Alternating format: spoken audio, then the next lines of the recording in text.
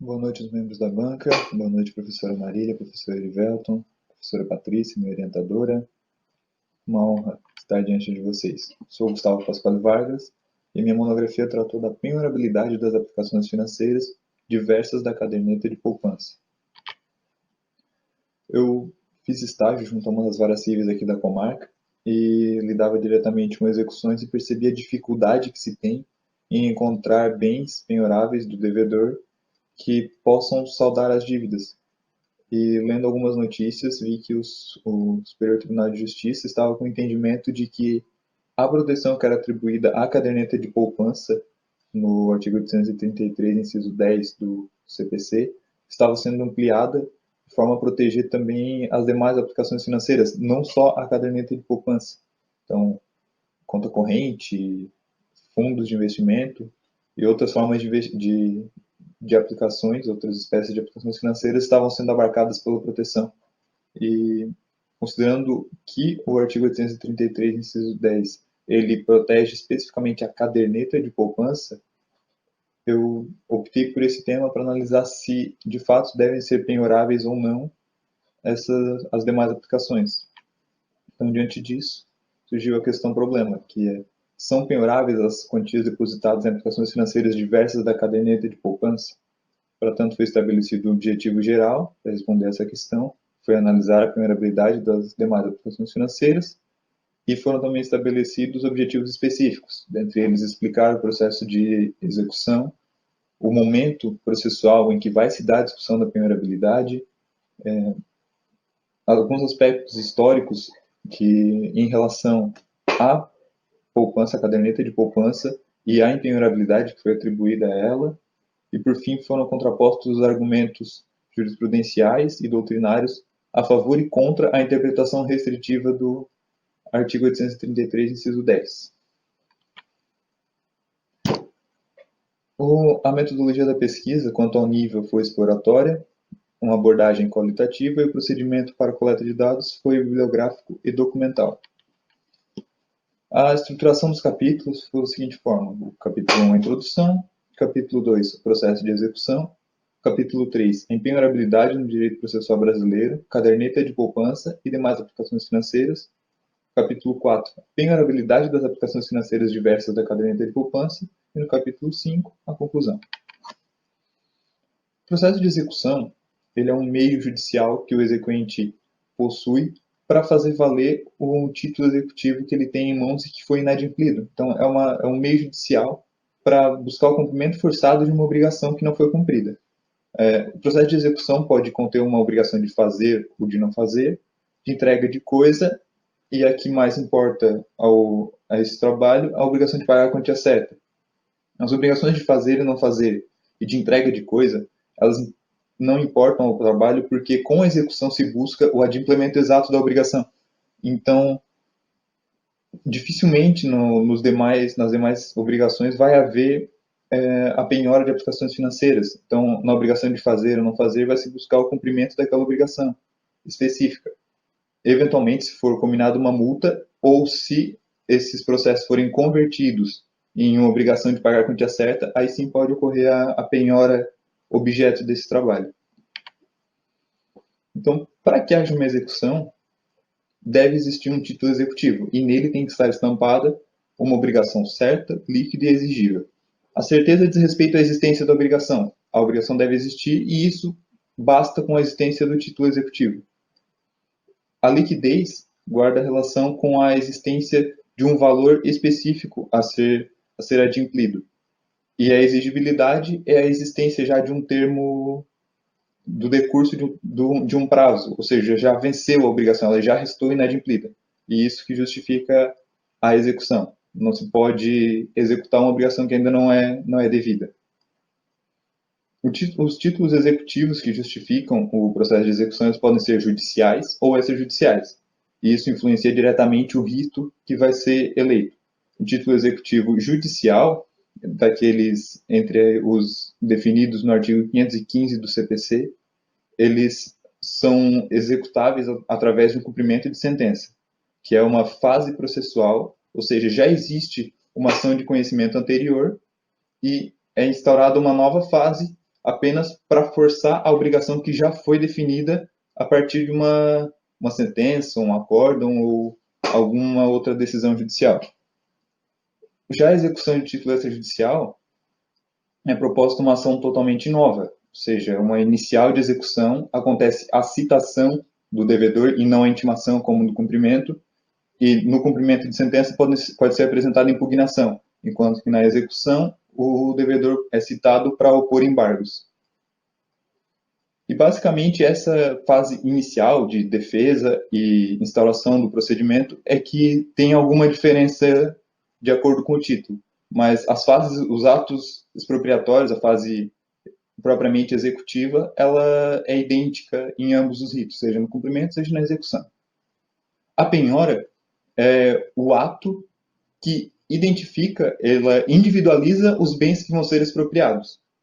É um ato que antecede a expropriação. Então, feita a penhora, o devedor é intimado sobre o bem que foi penhorado e ele tem ciência de que, se ele não se defender, se ele não arguir, por exemplo, uma impenhorabilidade, que esse é o momento, esse bem vai ser expropriado, ele pode ser adjudicado, alienado, etc. Os princípios que regem o processo de execução são vários, mas os que mais importam ao tema mencionam o princípio da realidade, ou seja, a execução ela incide sobre a res, sobre a coisa, o patrimônio do devedor e não sobre a pessoa do devedor. O princípio da satisfatividade, esse é bastante importante para o trabalho, que basicamente a execução tramita para satisfazer o interesse do credor. Não, então, prevalece nesse rito o exequente, não o executado. O princípio da utilidade, segundo ele, não vão ser praticados atos inúteis, ou mesmo atos que, por exemplo, vão ser supridos somente no pagamento de custas. O ônus da execução, o princípio do ônus da execução, dispõe que, por conta de existir uma obrigação inadimplida, e o processo de execução ter sido causado pelo devedor, incumbe ao devedor arcar com as despesas decorrentes do processo. Então, custas, honorários convenciais, isso fica a cargo do devedor. E o princípio da menor onerosidade, que é uma forma de proteção do devedor. Havendo mais de uma forma de saldar, de quitar a dívida, vai se escolher a que seja menos lesiva ao executado.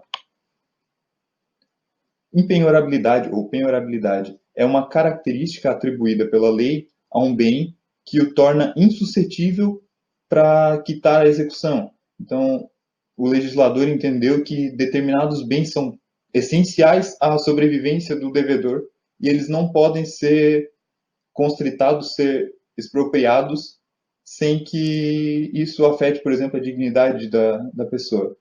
Então, a impenhorabilidade ela pode ser absoluta ou relativa. Absoluta quando não admite exceções e relativa, como é o caso da caderneta de poupança em si, ela admite algumas exceções que permite que elas sejam penhoradas. Por exemplo, na dívida alimentar.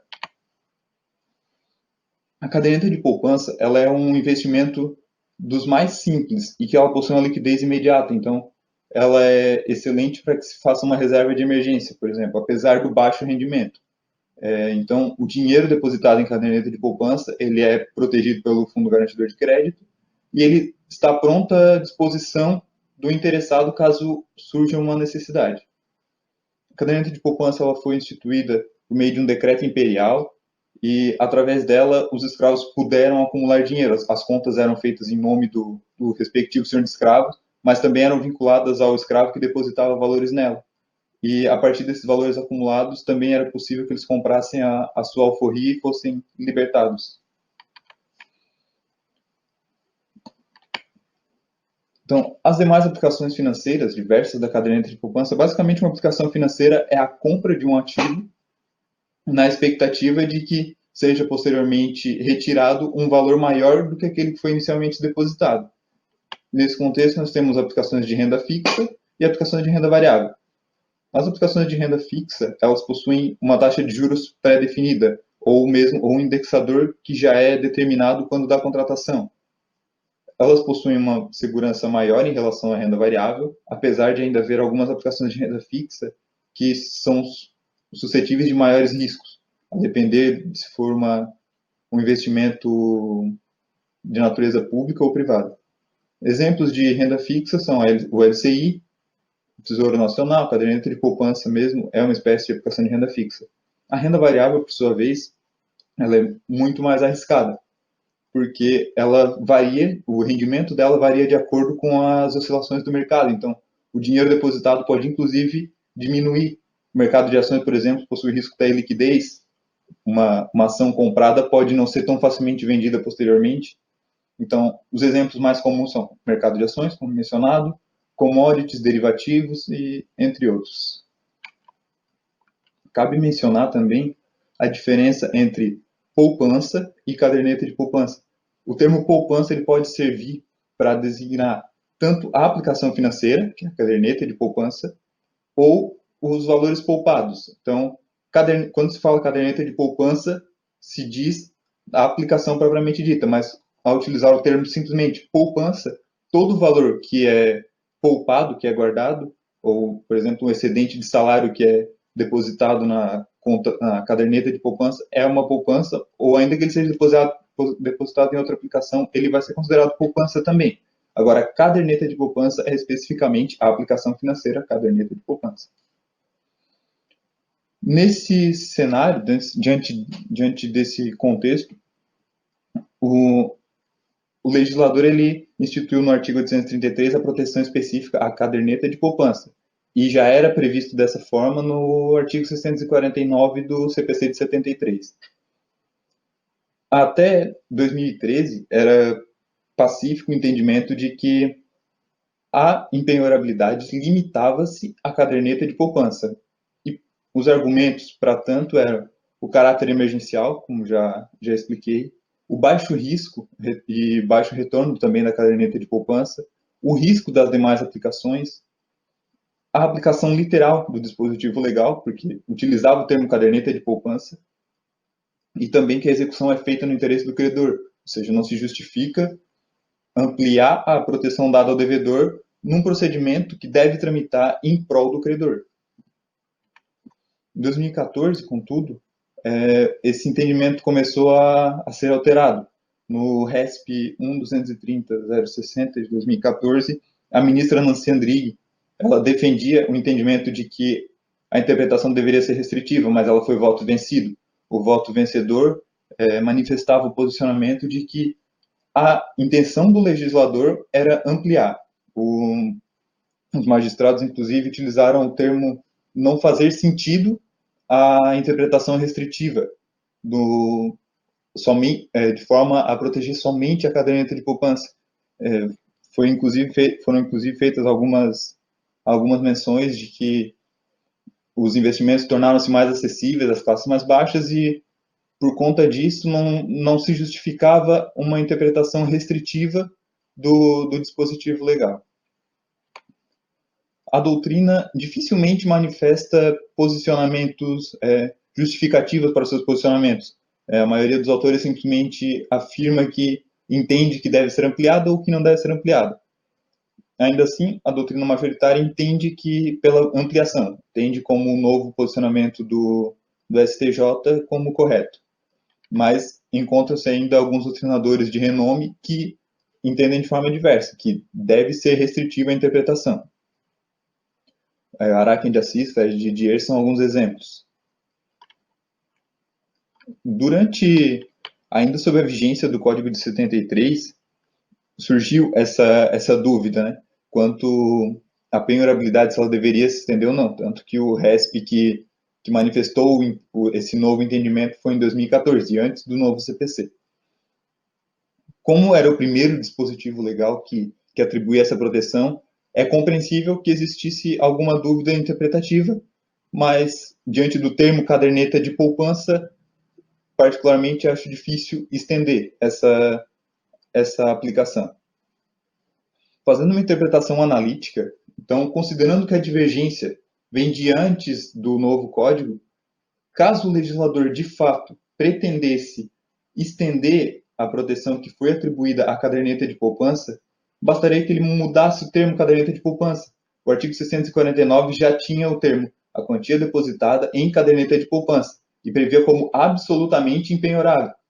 O CPC de 2015 ele parece mais ter flexibilizado essa impenhorabilidade, ou seja, ter diminuído ainda mais a proteção que é atribuída, porque prevê apenas como impenhoráveis a quantia depositada em caderneta de poupança. Se o legislador realmente pretendesse ampliar, ele poderia simplesmente ter tirado o termo caderneta. Não precisaria manter essa especificação de qual aplicação incidiria. Poderia ter colocado a quantia em reserva financeira ou a quantia poupada até o limite de 40 salários mínimos, mas não foi isso que o legislador fez. Então, me parece que a justificativa utilizada para estender os efeitos, ela não deve prevalecer. Diante de tudo que foi exposto, considerando também que o nosso sistema jurídico adotou civil law, então prepondera o entendimento legal, o que está positivado, e não os entendimentos jurisprudenciais, devendo prevalecer o que dispõe a lei, concluir que a impenhorabilidade ela deve restringir somente a caderneta de poupança, que é a aplicação expressamente mencionada no texto da lei. Como mencionado, se fosse de interesse do legislador ampliar essa interpretação, bastaria que com o novo código sanasse essa dúvida interpretativa. Então, considerando que existem muito mais argumentos que são favoráveis à interpretação restritiva em detrimento da interpretação extensiva, apesar de respeitar o entendimento doutrinário e jurisprudencial, concluir que são impenhoráveis somente as quantias depositadas em caderneta de poupança e não deve ser estendida a impenhorabilidade às demais aplicações.